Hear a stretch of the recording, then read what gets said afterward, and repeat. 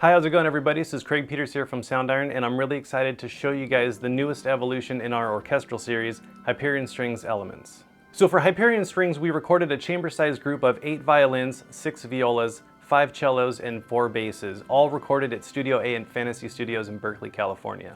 Hyperion Strings Elements is a robust musical workhorse built for anyone who's a working composer, student, producer, just getting into orchestral writing, or whether you've been doing orchestral writing for years and want a really close, tight, defined sound with a lot of different applications, a lot of different controls. This library contains some of our most advanced legato scripting today, along with a lot of very powerful customization tools built within the user interface. Hyperion Strings Elements is optimized for Kontakt 6 player along with all NKS standard hardware. Also, for any current owners of Hyperion Strings Micro, you can apply your full purchase towards upgrading to the Elements edition. Alright, so now let's go ahead and dive in and listen to all the different string sections playing true legato.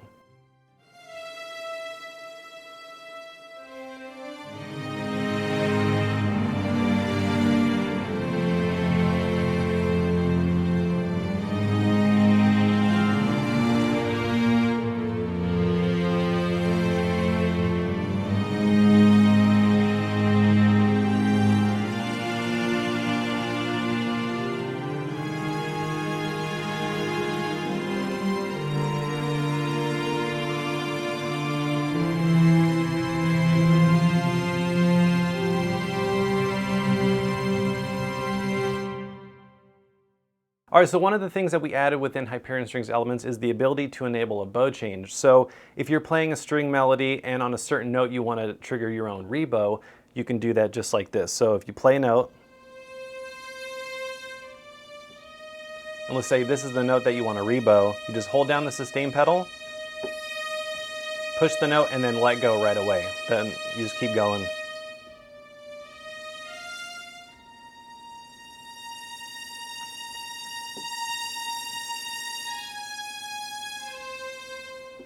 And it's pretty much an easy way to sort of being able to do it on the fly. So similar to Hyperion Strings Micro, the Elements version has 12 different articulation slots to choose from. So it's very customizable. You can switch out any of the different articulations that you want, save and load your own articulation maps. It's very easy. And one of the things that I really like is that you can put 2 different articulations on the same key switch. So if, let's say, you want to use finger legato and gliss legato. The true legato in this library, it comes with fingered and gliss. So you have the option of playing fingered,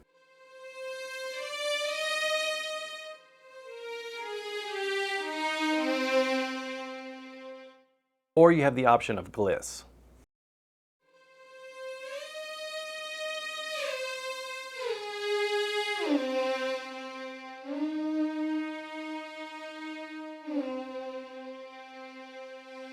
So if I want true legato set to, let's say, between the ranges of 1 and 87, and then for gliss I have it from 88 to 127, then all I have to do is, by how hard I play, I just have to make sure that whenever I want gliss, I have to trigger around velocity 88 and up.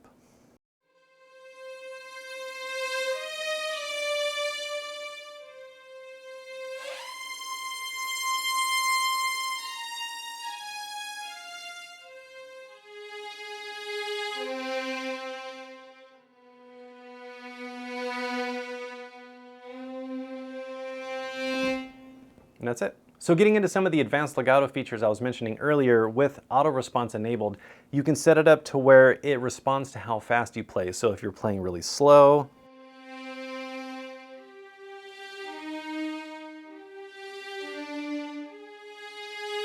or whether you're playing fast,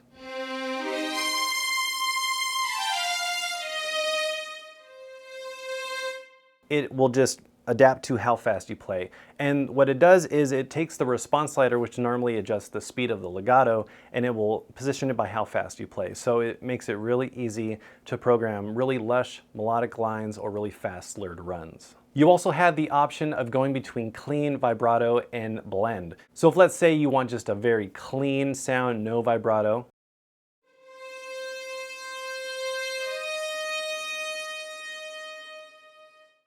or if you want vibrato, this is really great because it sounds very expressive, especially for long, sweeping legato lines.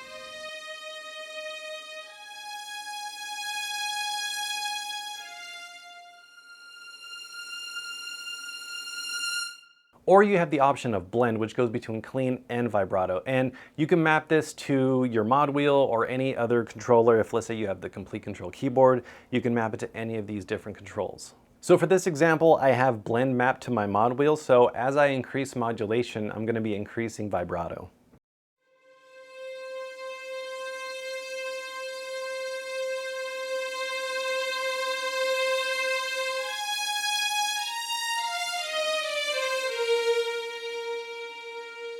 Here it's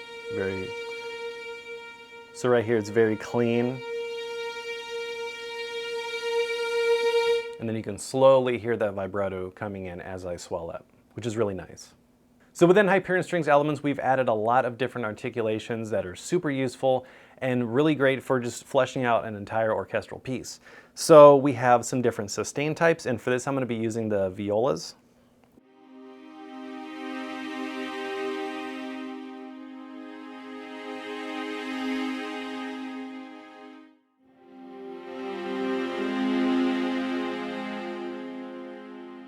And this is using the sustain dynamic reactive, which allows you to blend between different dynamic layers using the mod wheel.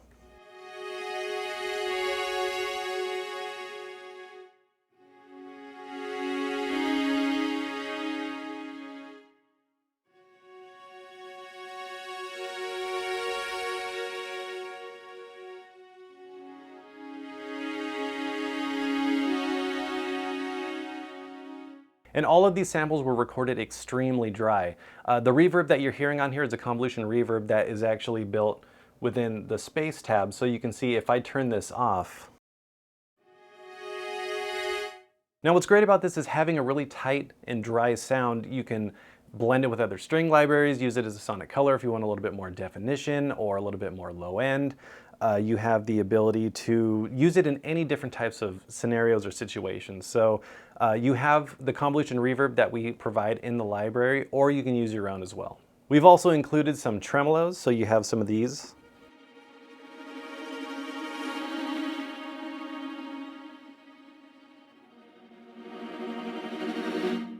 And these also come with a release sample, so if let's say you're doing tremolos and you wanted to sweep up into the next section, you can use that release sample as sort of a dynamic punch into the next part.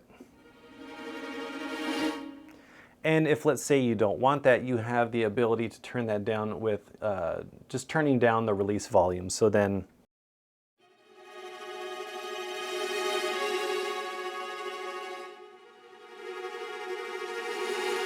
So by turning the release volume down, you have the option of not having a release sample if you want to have a little bit more control. So within Hyperion Strings Elements, we've included a lot of different short articulations from eighth note staccatos, shorter staccatos, spiccatos, pizzicatos, Bartok pits, and Kalenios. One of the really awesome things about the way we've set it up in Hyperion Strings Elements is that you have the ability to either use loose, tight, or time. And with these features, it allows you to, let's say if you're playing pizzicatos, you can have the loose set to a very flammy sort of pizzicato, and then tight will have a really tight pizzicato. And then using time, depending on how fast you play, you can actually trigger a more looser pizzicato or a tighter pizzicato. For example, let me show you guys a little bit of how this sounds.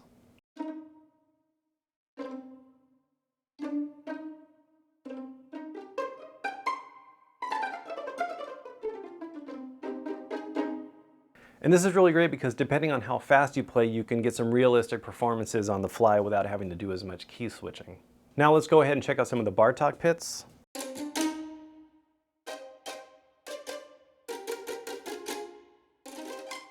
And then we have some Kalenios.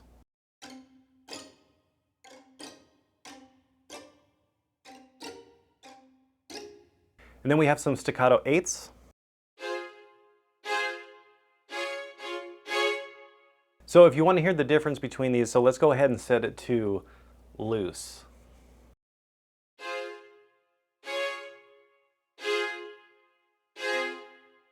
All right, so now we're going to do staccato eighths using the tight setting. And then depending on how fast you play with time mode enabled, you can switch between these in real time. And this goes for the spiccatos and the other staccatos as well. Here's the shorter staccato dynamics.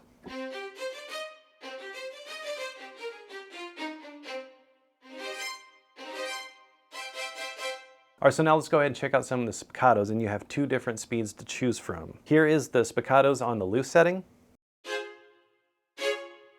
and then here is the spiccatos on the tight setting.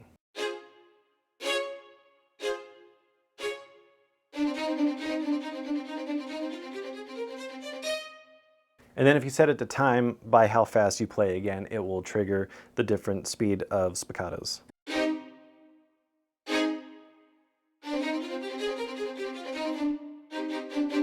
And doing it like this makes it really easy to program really fast string runs, which is always nice. All right, so let's go ahead and check out some of the other string sections of Hyperion Strings Elements. This is the Cellos True-Legato.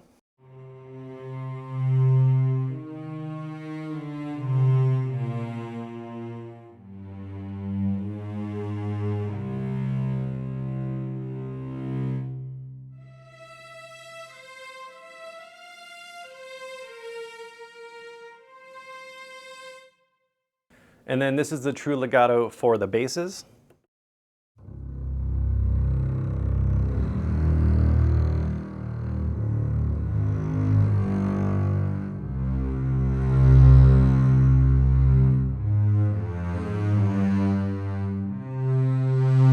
It's a really nice, low, tight, deep, and rich sound. I really like the sound of the basses.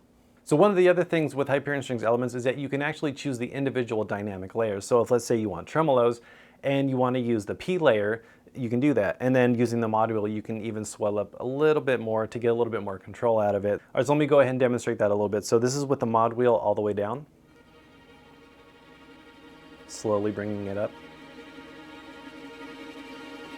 So you can see even with the mod wheel all the way up, it still sounds very low and quiet because the dynamic layer was recorded that way, but you still have the ability to still get a little bit more incremental swelling and expression even with a soft individual layer. We've also included a wide selection of expressions from crescendos, decrescendos, forçandos, and swells in different styles and counts and lengths, so basically to cover most case scenarios that you will need to use expressions. And these are great for transitions and adding a lot of really expressive, realistic performances within your music.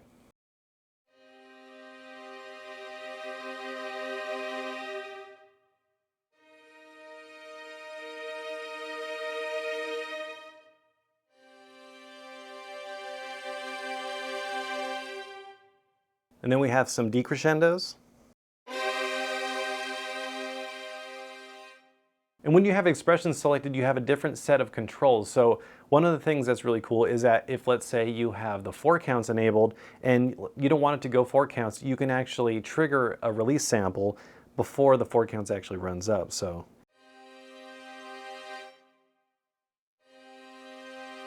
this is it all the way.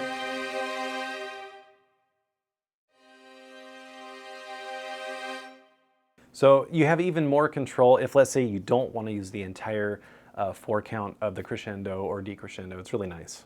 There's different expression lengths to choose from 8 count, 4 count, 2 count, and even 1 count. So these are some of the 1 count crescendos. These are really nice, and these are great to use along with the other short articulations as well.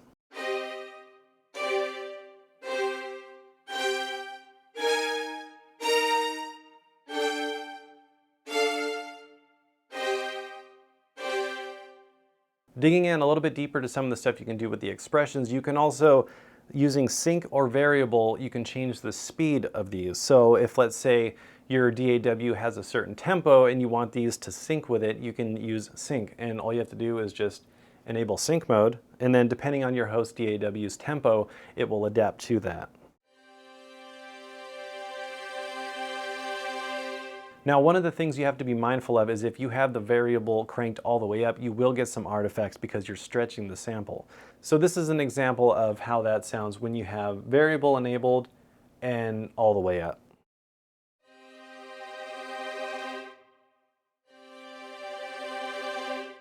So you do have that as an option, but in the event of you want a little bit shorter of a crescendo or a decrescendo, just try choosing any of the 4 count or 2 count or even 1 count expressions. Now we also have some expressions for different articulations as well. So if, let's say, you want some 4 count trems,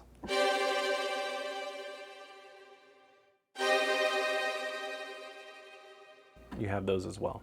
So one of the last presets I want to cover in this video is the Ensemble preset, and what this is, it's all of the string sections laid out across the keyboard. And if you have a complete control keyboard, you'll actually be able to see this visually by the different colors and how it's designated across the keyboard. Some of the ways you can use this, if let's say you want to build a big orchestral sketch and you just want to have all the sections at your fingertips to later disperse, to the different violins, violas, and the individual sections for more expressive control. Or if you just want to, lay down some big lush chords, this is a preset that's really handy for that.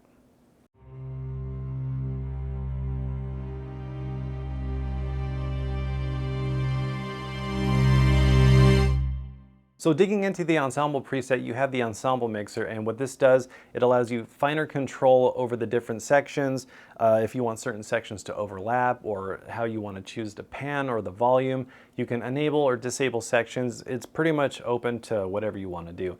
If you want to learn a bit more in depth of how this works, make sure to check out some of the in-depth videos that we have within the Hyperion Strings Elements YouTube playlist. So digging into some of the other aspects of Hyperion Strings Elements, there's also an effects panel.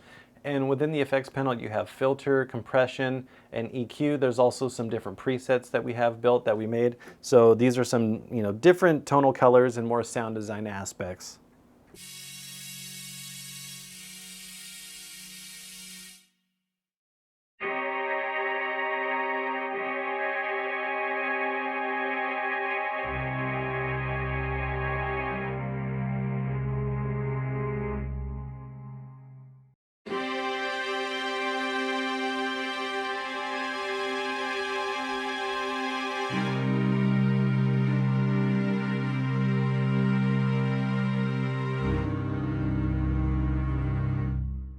So one of my favorite aspects of the library is the space panel, and with this you have control of placing the instrument in any sort of position that you want, just really total control over the entire soundstage, as well as different convolution reverbs and the ability to shape the convolution reverb with some different EQs that are built within. So if let's say you want to put the strings in the back of the room,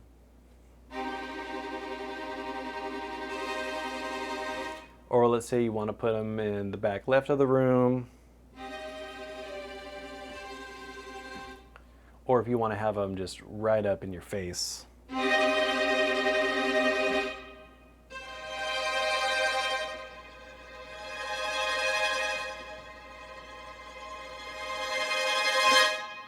So this allows you fine control to be able to place the different sections anywhere on the soundstage. And even if you have another string library that's maybe recorded in a certain position, with this you can actually, if you want to layer it, you can place it in that position a little bit more easier by using the space panel. So similar to Micro, Hyperion Strings Elements also comes with the Play Assist and the Arpeggiator. And the Play Assist is great for if, let's say, you're new to keyboards or you don't really play piano that much and you want to be able to play a lot of different types of scales, or maybe you're trying to learn. What you can do is you can lay out different scales across the white keys, and then only playing the white keys you'll basically never miss a note or play a wrong note. And then you also have the Arpeggiator, and the Arpeggiator I think is great for even if, let's say, you do most of your string writing by just programming every single note. That's great, and that's usually what most of us do. But with the Arpeggiator, I think what is really cool about it is if, let's say, you just want to program in some really quick arpeggiated melodies or rhythms, or if you just want to get inspiration, let's say maybe you're not really sure what kind of rhythm you should do, you can go ahead and then use the Arpeggiator to program in some different rhythms to maybe get some ideas and jumpstart some inspiration. So let's say you're just at the keyboard, you're not really sure what to write, and you just kind of throw on one of the different arpeggiators.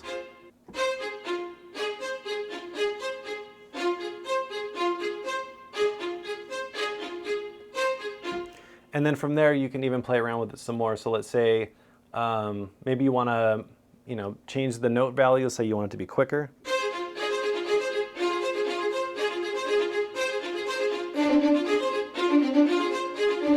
Or let's say you want 16th note triplets.